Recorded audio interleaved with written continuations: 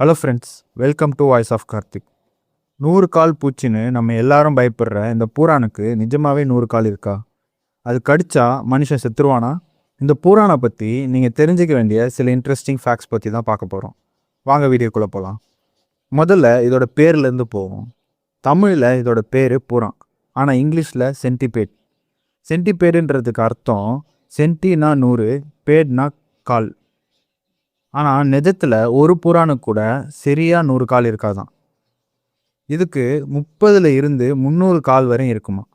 இதில் செம்ம இன்ட்ரெஸ்டிங்கான விஷயம் என்னென்னா, பூரானோட கால் எப்போவுமே ஒற்றைப்படையாக தான் இருக்குமா, அதாவது ஆட் நம்பர்ஸாக தான் இருக்குமா.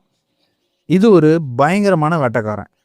பார்க்கறதுக்கு மெதுவாக ஊர்ந்து போகிற மாதிரி இருந்தாலும் பூரான் ஒரு சைலண்ட் கில்லர். இதோட தலைக்கு பின்னாடி 2 கொடுக்கு மாதிரி இருக்கும். அது வழியாக விஷத்தை உள்ளே இறக்கி அடுத்த செகண்டே அதோட இரையை காலி பண்ணிடும். சின்ன பூச்சி, சிலந்தி